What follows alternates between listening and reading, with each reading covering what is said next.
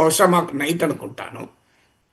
అందువల్ల ఈ time difference ఉంటుంది. అందువల్ల నేను ఫాలో కాలేకపోయాను. సో, ఇలా మీకు ఇదొకటే కాదు, పెట్రోకెమికల్ కాంప్లెక్స్.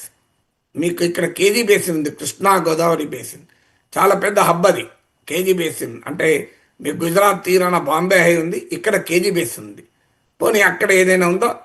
పోనీ ఆంధ్రప్రదేశ్కు 974 కిలోమీటర్ల తీర ప్రాంతం ఉంది. అక్కడెక్కడైనా మీకు పెద్ద ఎత్తున తీర ప్రాంతాలను డెవలప్ చేస్తున్న స్కోప్ ఉంది. ఏదైనా డెవలప్మెంట్కి ఏమైనా హామీ ఇచ్చారా? అదంతా ఎందుకు? శ్రీశైలం వెళ్ళారు కదా. శ్రీశైలము, తిరుపతి ఇలాంటి అనేక, ద్రాక్షారామము, మీకు విజయవాడ కనకదుర్గమ్మ, అనేక దేవాలయాలు ఉన్నాయి. ఈ దేవాలయాల అభివృద్ధికి ఏమైనా ఇచ్చారా చెప్పండి? ఏమీ లేకుండా పవన్ కళ్యాణ్ను పొగిడాడు చంద్రబాబు నాయుడు. పవన్ కళ్యాణ్ లోకేష్ను పొగడము, లోకేష్కు ప్రత్యేక గుర్తింపు, డబుల్ ఇంజన్ సర్కార్ ఇచ్చేస్తుంది, అది చేస్తుంది, ఇవన్నీ జనరల్ ఉపన్యాసాలే కదా. సో అందువల్ల నిర్దిష్టంగా ఏవైనా నరేంద్ర మోడీ ప్రకటించారా అనేదే క్వశ్చన్. నేను ఇలా ప్రకటిస్తారా అని ఎవరైనా అనొచ్చు, మేధావులు ఉంటారు కొంతమంది. అలా ప్రకటిస్తారా సార్ అని. జస్ట్ బీహార్లో మోడీ స్పీచెస్ ఇన్ బీహార్ అని గూగుల్ కొట్టండి. బీహార్ స్పీచ్ల్లో నిర్దిష్టంగా ఉన్నాయో లేవో చూడండి. మరి బీహార్లో నిర్దిష్టంగా ఉన్నప్పుడు ఆంధ్రప్రదేశ్కి ఎందుకు ఉండవు? సో నిజంగా ఉంటే చెప్పుకుంటుంటారా? ఊకుంటారా? అందులో నరేంద్ర మోడీ ఊకుంటాడా? కూటమి నేతలు ఊకుంటారా? నిజంగా ఏదైనా బిగ్ అనౌన్స్మెంట్ కేంద్రం కనుక రాష్ట్రానికి సాయం చేస్తే నరేంద్ర మోడీ అసలు వచ్చే ముందే ట్విట్టర్లో పెట్టి వస్తాడు. మనకు తెలియదా ఇదంతా? సో మీకు చంద్రబాబు నాయుడు దాన్ని దాన్ని ఎక్స్లో పోస్ట్ చేయడా? లోకేష్ పోస్ట్ చేయడా? పవన్ కళ్యాణ్ రీట్వీట్ చేయరా? అది ఎందుకు జరగలేదు? అందువల్ల ఇవన్నీ ఏముంది, మనకు తెలియదు ఏముంది.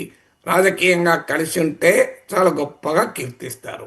ఇదే నరేంద్ర మోడీ ప్రభుత్వానికి కృతజ్ఞతలు చెప్తూ, అప్పటి ఆర్థిక మంత్రి అరుణ్ జైట్లీ కృతజ్ఞతలు చెప్తూ, ప్రత్యేక హోదా కన్నా ప్రత్యేక ప్యాకేజ్ గొప్పదంటూ ఆంధ్రప్రదేశ్ అసెంబ్లీలో చంద్రబాబు నాయుడు ప్రభుత్వం తీర్మానం చేయలేదా?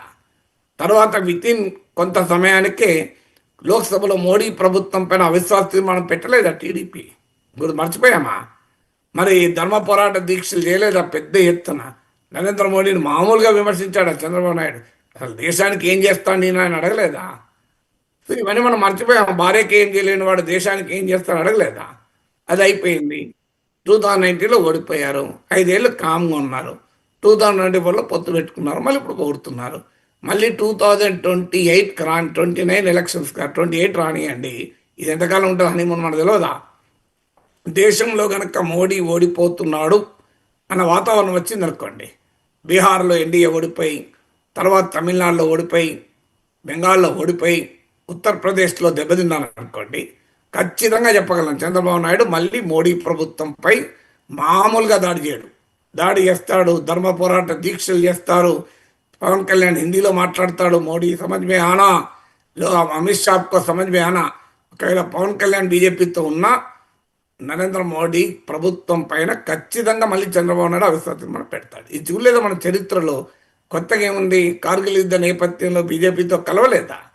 తర్వాత మీకు 2002లో గుజరాత్ అల్లర్ల సమయంలో దాదాపు ఉపసంహరించుకుంటాం అన్నంత పని చేయలేదా? తర్వాత మేము చారిత్రక తప్పిదం, మాది సెక్యులర్ పార్టీ, మేము పొరపాటున కూడా మళ్ళీ బీజేపీతో కలవమని చెప్పలేదా? మళ్ళీ కలవలేదా? అందువల్ల ఇది రాష్ట్రానికి మేలు జరిగింది అనే అంశమే కాదు. రాజకీయంగా కలిసి ఉంటే ఒక రకమైన వైఖరి, విడిపోతే మరొక రకమైన వైఖరి. ఇది మన చరిత్ర చెప్పిన సాక్ష్యం. నేను ఇందులో చెప్పిన దాంట్లో ఏదైనా అబద్ధం ఉందా? చరిత్ర చెప్పిన సాక్ష్యం కదా. నిజం నిష్ఠూరంగా ఉంటుంది. సో నిజం నిష్ఠూరంగా ఉంటుంది. కుండని అభ్యంతరం ఏమీ లేదు. నేను వాస్తవాలు చెప్తాను. ఇప్పుడు వైజాగ్లో గూగుల్ హబ్ వస్తే చాలా గొప్పగా చెప్పాను కూడా. దాని ప్రత్యేకతను వివరించి విశ్లేషించి తెలుగుదేశం నాయకులు డెఫినెట్గా యాక్సెప్ట్ చేసే అంశాలే కదా. అందువల్ల నాకు పార్టీలతో సంబంధం లేదు. మంచి చంద్రబాబు నాయుడు మోడీని మెచ్చుకున్నప్పుడల్లా మెచ్చుకోవాలి, మోడీని తిట్టినప్పుడల్లా తిట్టాలంటే సాధ్యం కాదు. ఆంధ్రప్రదేశ్ ప్రజలకు మేలు చేస్తే మెచ్చుకుంటాం, ఆంధ్రప్రదేశ్ మేలు చేయకపోతే విమర్శిస్తాం. సింపుల్ కదా. మీ రాజకీయ అవసరాలకు అనుగుణంగా మా విశ్లేషణ మారాలి అంటే సాధ్యం కాదు.